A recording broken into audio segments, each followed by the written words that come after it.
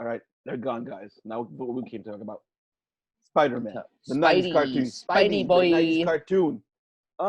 So again, we got Tyler, CJ, and John going back to our childhood. Talk about the '90s Spider-Man, our Spider-Man. I was just rewatching it, and I was thinking, God, this cartoon. While the animation didn't age very well, the storytelling is amazing. Like I forgot so Listen, much.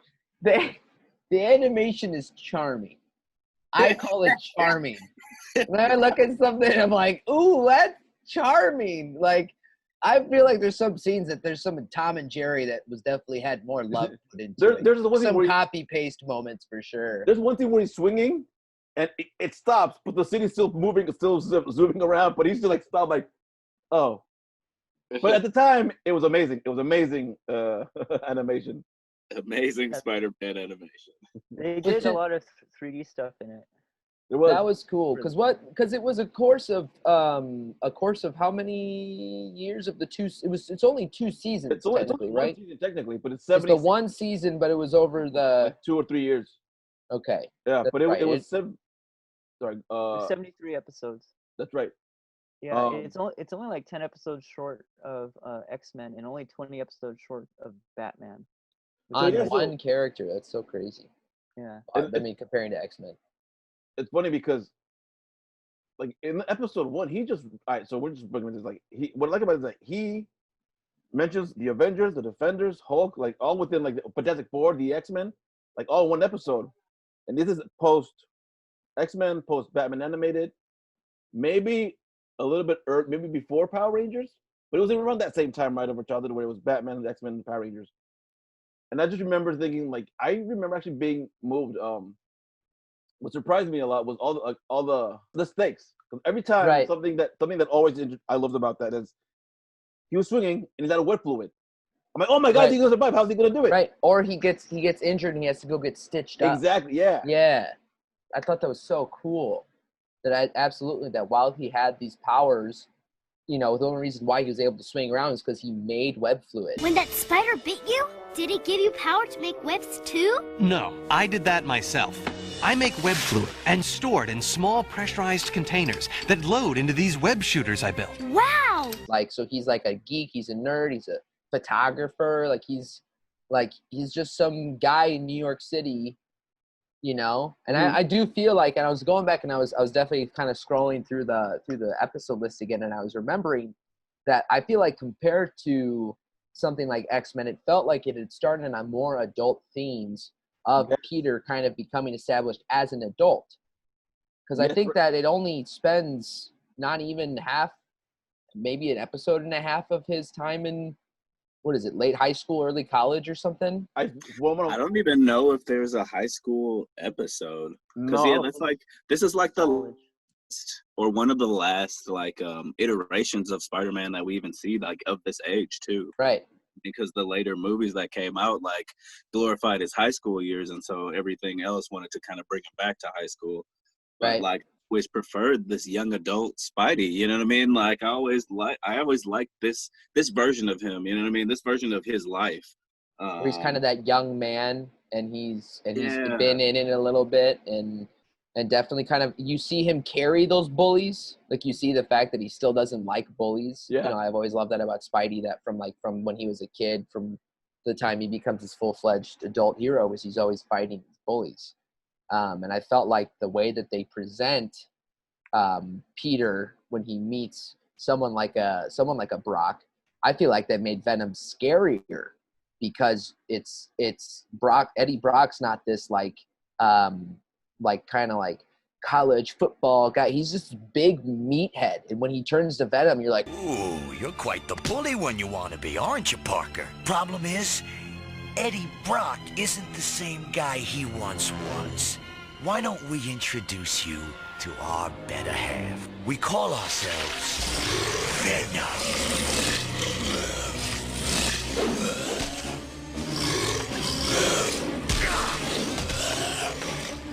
We're your old clothes, kid. Your hand-me-downs. oh, I feel like all these things, all these characters he kept meeting between, Mysterio and Vulture and Shocker and all these Rhino, these were all these scary kind of adult male, very intimidating characters. And it was kind of like I said, he always had those bullies. And there was also thing about that, like you said, one thing I liked, and I was, well, you know, I love redheads. But when he meets Mary Jane and he goes, whoa, he was trying to keep up being a photographer, being a student, being Spider-Man, yes, being a partner, being a boyfriend or whatever. Trying to be a boyfriend, right? Right. Yeah, they spend a lot of time on that relationship too, and they do a little love rectangle between him, Mary Jane, and Black Cat. Osborn. Black Cat, yeah. Oh. And Black Cat, yeah, and Black Cat.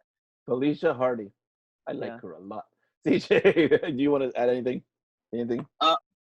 I mean, you know, I don't know. I'm having a good time chatting about Spider-Man, of course. What bing, but freaking no. Of course, I love Spider-Man. This iteration of Spider-Man, especially, I really liked.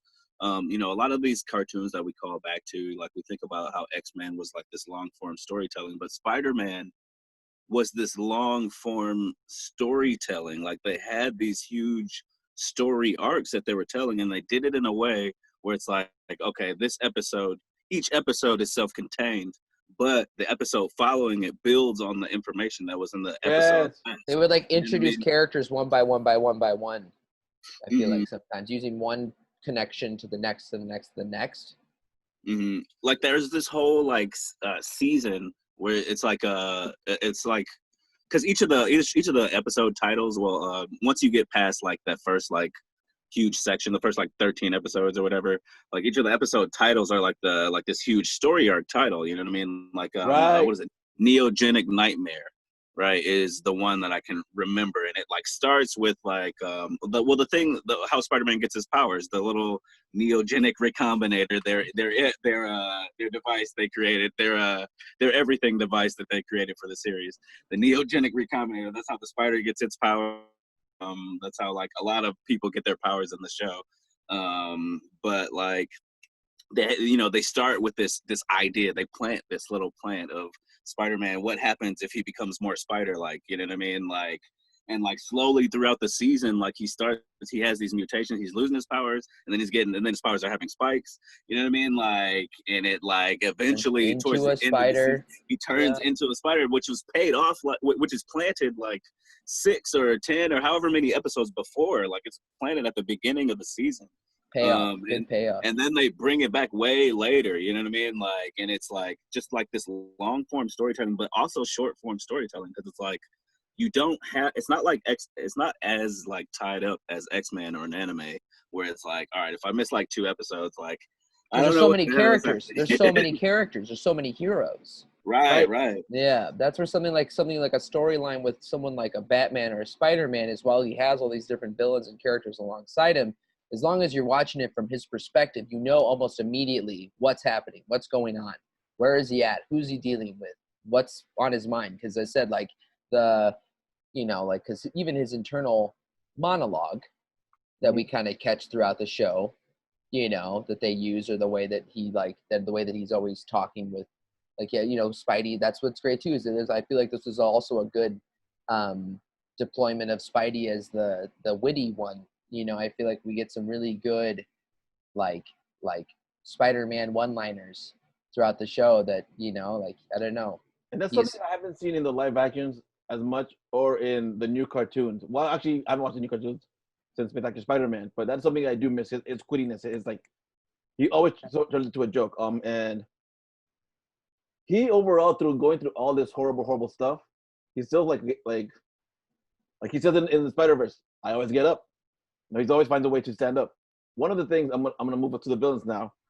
One of my favorite things about Spider-Man as a comic book character, but even more so in the cartoon, was that he always has a personal connection to his main villains: Venom, Green Goblin, Lizard, Black Cat, Lizard. Yeah, episode 1. Exactly right. There's always a personal connection with him. Like, this is why I love this character so freaking much, because there's just I care about him.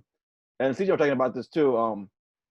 I think Spider-Man has what I would call Catholic guilt, because he could have saved his uncle. Like, if he had just stop that bad guy to becoming his uncle, he would still be a wrestler. He'd still be using it for personal gains. But because of him being jealous and being greedy, being very what's the word I'm looking for? Not self-altruistic, very Selfless. selfish. Thank you, selfish. He's Spider-Man now. Like he's carrying that cross of like I have to save my better man because of Uncle Ben. If that makes any sense. Right. Yes. Actually, I would say exactly what you were saying there. Spider-Man does that better than Batman, because people always say Batman is like the ultimate animated show or whatever from the 90s, but yeah, every villain is connected to him, whereas Batman and all the villains just come out of nowhere. But with Spider-Man, they're all definitely connected to him. Even Venom. Yes, Venom. And even with someone like Batman, if I may, just real quick, is that with his character of his duality, is he's able to be Batman because he's Bruce Wayne. Right. And he uses the guise of Bruce Wayne as like so he can dress up as Batman at night because he's rich and got it. But like Spider-Man is the singular character's like it is destroying his life. Yeah. Like he is not just spinning plates, he's spinning plates with like human lives on them. Yes. Like his own included. And it's like I feel like it was that show that like definitely I remember as a kid was one of the first ones that like made me feel anxious because he's trying to hide his identity. X-Men, they all knew each other. Right. Batman, at least he's got Alfred and eventually, you know, like Dick Grayson and people and stuff. And like you watch, I forget who the first person that he reveals himself to. Mary Jane. Mary Jane? But I thought isn't it the doctor who patches him up? Yeah. You might be right about that. Because he has to take his mask off. Wasn't it was it the and he like introduces himself? I think so. Yeah, the veterinarian or something. I thought that remember. Was so. I just rewatched episode 1 and 2, and I think it's a fellow classmate, whatever her name is. Yeah. Well, you know what I mean. Like you feel for Spidey from the start that he's like, I can't. What do I do with this? I can't. I'm the guy who's going out and helping people. Who helps me? Yeah, not him being selfish, but like. That internal, and especially once the whole Venom thing happens with the symbiote finally getting to him, you see Peter suddenly be like, you know what, F y'all, you know what, like I'm done with this, you know, and you see that part of him is kind of what brings that out even more, is that this whole city hates me. No matter how much I try to do for them, they hate me, and you know, like. And that works so well because it's set up and shown so well in that cartoon. Mm-hmm. That scene with the symbiote, that episode with the symbiote getting him is like terrifying. Yes, man. It really is.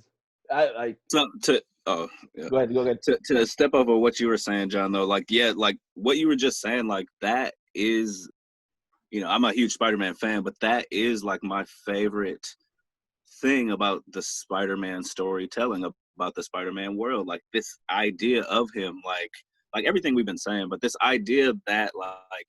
He has all these multiple spinning plates. The idea that he always has to choose Peter Parker or Spider-Man. He always has to choose Spider-Man, and not Peter Parker or Spider-Man. It's not a choice. He always has to choose Spider-Man over Peter Parker. Like that he has to do that within him. That makes him because he let the burglar hurt Uncle Ben, you know what I mean? He has to. It's like a compulsion, you know what I mean? Like, which is why I hate the end of Spider-Man 3 where he lets Sandman go. But I'm not gonna get into that. Yeah.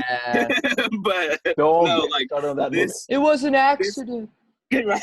This compulsion that Spider-Man has to stop people, you know what I mean? Like, but it carries him, like, but it does ruin his life. And like you were saying, like this is planted at the beginning of that season. It pays off with the Venom episode, which is I think episode 13, you know what I mean? Mm-hmm. Like when Venom comes a-coming, my boy Venom. But which I love, and this series is like probably the main reason why I love Venom too. But even that, like how personal that villain is to him, and how personal that villain makes the fight, that he takes it to him. You know what I mean? He keeps showing up everywhere. Like that, the Venom episode, it is frightening. It's like, dude, like he can't do anything to stop him. He knows who he is. He knows where he lives. He knows where he's going to be. Like he knows like what it was in his mind, not even from what he tells him. Like it was in his head. Like it's like. It's And I forgot creepy. about that. I forgot about it because we've never seen that in the live action movie, did we? No, not really. Because that's something because that's the thing is what's upsetting about the portrayal about Venom now is the only reason why Eddie Brock has the powers he does is because the symbiote Bonded with takes Spider- Yeah. some of Spidey's powers. Right. And that's why Venom does the web slinging and he has the symbol and stuff and the look with the eyes and stuff. That wasn't the symbiote. That was him what he took from Peter Parker. Yeah, that's right. Oh, And God. so, as I said, it's like that dark detachment, like him, almost like him casting off his sin in that church, and it like lands on Eddie Brock, and it just, That is oh my. and then that is- then we get Carnage later, like that's like Oh my, going back to that, that is so symbolic then because they're at that church with that bell. He's moving his ways, his sins, his evilness. That's very Catholic of him. Hey, or let me you ask talking you guys about this. Daredevil. Yeah. Let me ask you guys this: what was your least favorite villain in this series? I always have a least favorite villain in these cartoon series. In this iteration of Spider-Man, or all in of this Spidey's. in this iteration, in this 90s cartoon, like the episode shows up, this villain comes on, and you're like, I might skip this episode. I would say the Shocker. I felt like his design was so basic and The quilt, the walking quilt. walking quilt face. I liked Shocker. I always, Okay. but Yeah, I thought Shocker. I just thought his powers were cool. I liked his his toddler punch where he like did both, like pumping both fists at the same time, like, ugh! Like I thought that was really funny. Vulture always. I never cared for Vulture because he looked like a child predator. And he just looked too goofy to me. He looked like some guy dressed up outside of like an auto mall or something. You know what I mean? Like, so like to me, I just never cared for Vulture. And he was super old. Like he was like, it didn't make any old. sense. I was like, yo, you could break this old man's ass over your knee, Spidey. Like, how are you even dealing with this? This guy feeds pigeons. Like, what are you talking about, dude? Like, Tyler, who's yours? I don't know, but I'm thinking of who mine is. Still. Wait, my least favorite? Yeah, in the 90s cartoon. Well, my least favorite was Shocker. I mentioned. Okay. Yeah, he did. said. I would say in this one, it was either because I've actually come to have a fondness for Kraven the Hunter. I love Kraven now. Yeah. But back then, like I wasn't the biggest Kraven fan. He looks silly because he's got the 90s. He's got the 90s. His pecs are like out here. He's got like the He-Man big man booby thing, and he's like wearing like a lion's head on his back. Yeah, just a straight up lion's face. Ridiculous. He just walk around with this big ass knife, just like waddling because he's so muscly. I was like, this is ridiculous. I love King. Yeah, right. I love the one villain I never thought should be a threat to Spider-Man though. Was Rhino. I was like, why is this dude a threat? Like he just runs around. Yeah, like he's just up in the air. Right. Like, what's he gonna do to you? You just like swing it up there, like. Right. Why do you keep letting him hit you? What are you gonna do to me? Like, if you get in his way, you're gonna die. Like he's like a juggernaut. He's a juggernaut. And he's so ridiculous. He does this giant leotard with his little unicorn horn. Right. And he always gets his horn stuck in the wall. And it's all like, the time. You think you burn.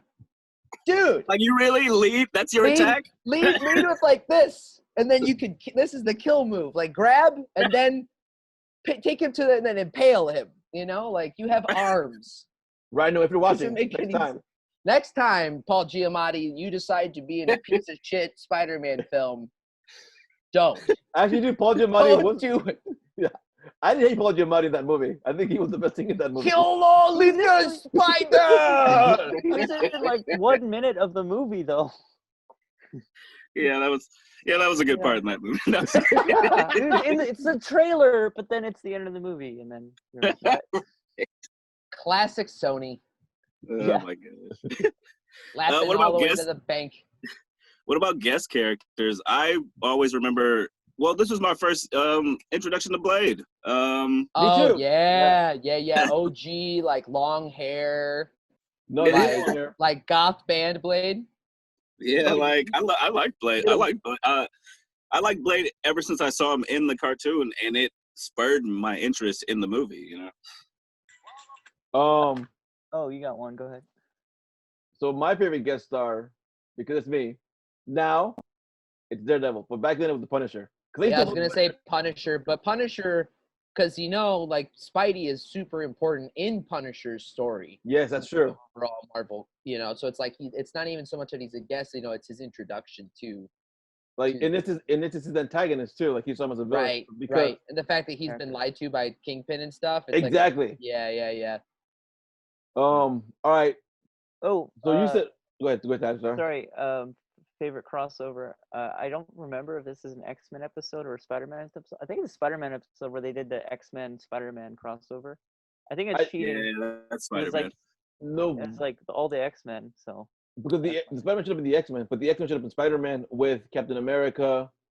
No, they did both. They did both. Oh, there is a Spider-Man episode with the X-Men in there. That's right. Because that's the beginning, like what I was talking about, that whole story arc with the neogenic recombinator or whatever that ends with Spider-Man being a spider. That is the plant. That plant is in that episode. But then he also teamed up with the Fantastic Four, didn't he? And Captain America, and that was the Secret Wars. Their version of Secret Wars. I love that's my favorite. That's one of my favorite episodes, actually. All right, let's just do this. Who's your favorite villain? Oh man. Dude, I mean, of all of them, if I had to watch Spidey take on anybody, in that cartoon, in the 90s cartoon, probably Doc Ock. That's a good choice.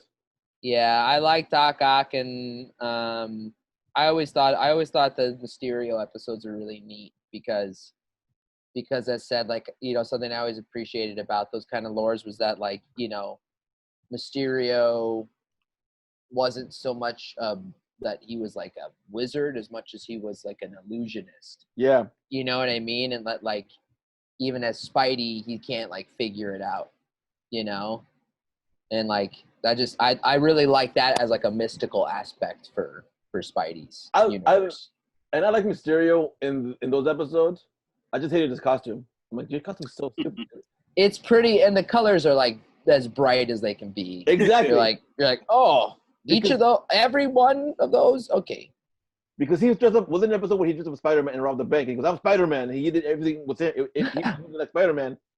But he goes, no, that's why I liked him, because I like that too, that illusion aspect of him. But all-time number one, Venom. All-time number one, Venom. But I know he becomes an ally. Same. So, Tyler, so yours is Venom? Venom, yeah. So CJ, I know it's all Venom. Exactly. Do you even have to ask? But my close second would be what John already said, which is Doc Ock, and that's because I am in absolute love with Doc Ock's visual style. Like, he is so unique to villains everywhere. Like, nobody. He's such a perfect mad scientist. Copycat. Well, yeah, I mean, yeah, sure there are some copycat like villains, but like his look is so unique. Like, nobody looks like that when they're battling anyone, you know what I mean? Like, and what he brings out, like a lot of things I like about villains is what they bring out of the hero, you know what I mean? Like, and that he brings, like, he challenges Spider-Man's mind, but the way he physically challenges Spider-Man with those 4 arms is awesome to watch. They're both scientists. They're both scientists in their own kind of suits almost, Mm-hmm. Yeah, like, here's the 8-armed versus the 8-legged arachnid, right? Right. Octopus versus spider. And it's like he forces Spider-Man to do like the cool flippy things, which is why I watched Spider-Man in the first place. Yeah. See him flipping around. So mine is, at the time, it was Hobgoblin, just because I thought the cool was cool, his pumpkin bombs, and he could fly. It was die, Spider-Man. I didn't know that was Mark Hamill until recently. That was the voice of Hobgoblin. But now it's Green Goblin, because Green Goblin is my favorite villain of all time. Tied with Magneto. Tied with Joker. Can I have a quick comment on casting? Go ahead. As you say, Mark Hamill reminded me, because there's all this talk about how Batman had such an amazing cast with Kevin Conroy and Mark Hamill and everything. Peter Parker is played by the guy who played Prince Eric in The Little Mermaid. Yeah, I saw that recently. I was like reading that, and I was like, oh, interesting. I did not know that. Uh-huh. I Yeah. didn't know. I knew he played in the Brady Bunch movie, but I didn't know. So Spider-Man tapped Ariel right on. Yep. He likes them redheads. Can you blame him? Right? No, that's cool. I didn't even know that. And I love his performance. Like most of the time when I'm reading a Spider-Man comic, it's his voice that I hear. Like, Yeah. I think something too. I think just real quick, just a side note. I mean, not even necessarily about 90s Spider-Man, but I think it's something that definitely got re-inspired. Was that I think that something that I definitely got from at least this series was I love always the emphasis on how Spidey always manipulated environments for himself with the webbing or with like what he was doing and stuff with his camera work and stuff. I just like I feel like it's every little boy's dream to like go out and climb a tree and then be able to cast a jungle gym somewhere else and leap to that. Like that was like Spider-Man was like the whole city was his jungle gym, you know? And he's like leaping around. He'd like make himself a little hammock or like his thing for his camera. Like the dude was like, you know what I mean? Like it was the dude. The whole city was his playground. And like to like, you know, like to think about being able to swing to a wall and like stick to it and stuff. Like, you know, here's this acrobat and he's, you know, fighting crime and stuff and swinging around. Like that's so heroic. Someone swinging in on a rope to save the day, but you're like, well, that doesn't make any sense. Where are all the ropes? They're like, oh, he shoots the ropes out of his wrists. And you're like, you lost me. You know what I mean? Like, but it makes sense for him. He can literally heroically swing into any. They could be like, order 67's up, and he could like swing into like the front of the you know, Tasty Freeze to grab his ice cream, and it would look great. You know, that's the thing. Spidey's just he can make the best entrances. You know. Yeah. And he's got great. He's really flexible. You know, probably has great joints. Like you were saying earlier too, makes him so much more relatable to not only his abilities, but also like he's like the most human superhero I can think of. I agree. Yeah, like his vulnerabilities aren't necessarily his strength, but it's like what he has to protect. It's also how he makes his living. He can't take those pictures without being Spider-Man. That's true. He kind of has an OnlyFans account at the Daily Bugle. Don't look at my OnlyFans account, John. Too late. Was you about those pictures, huh? All of them. And he was like broke all the time though too. Because he wasn't very good at it. He didn't know how to exploit the fact that he could take super close-up photos of Spider-Man. He could have cut someone else in on it and be like, hey man, I heard Spider-Man's gonna be somewhere, I'll tip you off. And then he like swings through, you know, gets his talented buddy to take the photos. But Spider-Man created it in the selfie. Yeah. The timed. Yeah. All right, any last thoughts before we say goodbye to this episode? Intro. You want to talk about the intro too? Yeah, the intro is amazing. So that'll stick with me. All the 90s shows had so many great ones, but I think honestly, like, that one makes me smile. I just think about the and I'm like, oh my God, Spider-Man. Oh, radioactive Spider-Man. So I did. You know, like I just imagine this guy just like on top of the Empire State Building, just like shredding. You know. You know that's Joe Perry. Suppose that's Joe Perry playing that from Aerosmith. Yes. Are you serious? Yeah. I did not know that. That makes it so much better. And there's a reference in the show too, like pretty late in the series. There's a reference to that too. That's so funny. Nice. And it's him talking in a squawk box too. He's in one. That's awesome. Spider-Man. Because you knew this was the time of not this is gonna sound silly, but not exploitation of a story or a character for money. But you said you go back, and that's what's great about going and having this stuff online now is you can go back and find those episodes. You can jump in a lot of random places, but you said, I talk about this a lot with those 90s shows, is you can tell they're made with love. Something like this, or X-Men, or real Ghostbusters, or, you know, things that you can put on and, like, you know what, some of the animation looks a little dopey and stuff, but you know the people who made it, like, I have genuine laughs from some of these 90s cartoons that I'm like, that was, like, funny. Like, yeah, it really was. Still funny. Not, like, at the time, generationally pop culture funny, like funny, and the animation and facial expressions that people were getting really good at hand drawing all these frames and stuff. And as I said, you could tell it was made with love. The fact that we're talking about it 30 years later, basically. Yeah, it's the writing. I feel like today's shows, even adult shows, are even not written near as well as a lot of what we got in the 90s. Like it's funny. I've gone to the area with my sister. I'm watching because my sister wants to watch cartoons and she's 15. But I'm like, what are you watching? These cartoons are not good. But we're saying Spider-Man. That show is so good. They stole Spider-Verse from that freaking cartoon. The OG Spider-Verse. At the end. It's kind of, that's the thing is that I'm telling you, if Marvel should have gone to bat, if Disney should have gone to bat to win anything, they should not have gone after Fox. They should have gone after Spider-Man. Spider-Man, you will have a Spider-Man for every generation the same way you'll have a Batman. There's Batman Beyond and there's Red Robin. Like Spider-Man, now after Spider-Verse, people are like, they just love the character. They love what the character stands for. It's just a lot of fun characters in all the iterations. It's just, you know what I mean? Like, I feel like that's a character that I think we're going to continue to see more iterations of, throughout the next 10 to 15 years than any other character. I'm glad you said that because someone sent me this tweet yesterday, or 2 days ago, and it said, and this is a tweet, it reads, Disney understand the money-making powers of Spider-Man. While Sony is aware of being completely unable to be competent with the mouse at the moment, compete with the mouse at the moment, New York Gamer should please many Marvel fans. I found the tweet, I'm like, I don't know who this is, I don't know what the source is, like, I don't know how the person is, but I'm like, if it's true, how do you guys feel about that? About Disney then getting the full rights, or what? Why Sony's being so protective. Like, it's why Sony will not give him up. They know there's no freaking way they're gonna give him up. No way. No, not after what they're laying out with Venom and Silver Sable and Black Cat and Morbius. I keep forgetting Morbius is a thing.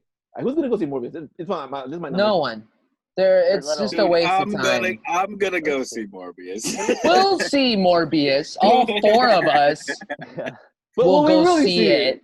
I'm gonna go see it because it's gonna be tied to Spider-Man. I'm like, Yeah. And the fact is that this Sony universe is going to have to either rework in a new Spider-Man now, or just not talk about him, but just have Venom be the main character. But and again, that's my issue with the Venom movie. Like, he is so tied to Spider-Man that you can't call him Venom. And they're now going to already introduce Carnage, and they're talking about hinting at Spider-Man. I'm like, you're going to hint at the introduction of Spider-Man into the Carnage movie? Right, Excuse me? Like, hey, I heard the Spider-Man guy. Here's your phone number. I'm dealing with this guy named Carnage. Hi, this is Venom on the phone. Would you like to team up? Like, what? Like, that doesn't make any... Yeah, I forget. Didn't Venom already introduce, like, the Marvel MCU heroes that already exist? No. Not that I caught. I didn't catch anything. Yeah, there was no reference to Venom. Then they're screwed. Yeah, they gotta figure it out.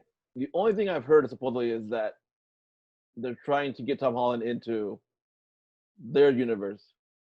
Because he's perfect. And them losing what they already had, the momentum going, he was going to be the next Iron Man. He was going to be the next carrier of the franchise. Right. He was going to oversee the new Avengers, younger team, different heroes, different tellings, different stories, Skrull invasion maybe in the future, and they just screwed the pooch. So they can do Skrull invasion now because they have the rights back from the Fantastic Four. Yeah. Right, but I'm just saying that they just lost a major vehicle in Spider-Man. Oh, that's true. At the end of Far From Home, it's scroll everything, so it looks like that's what they're trying to do. That's right. I forgot about that. Good. I haven't watched that movie again. I haven't watched that movie in a while. Alrighty. Well, anything we want to talk before we say goodbye to our loyal fans? Hi, Mom. This was fun. Thanks for having me. Of course. Thank you for joining us. Thank you, CJ, John, and myself for coming. We'll see you next time. Same freckin' channel. Frack off.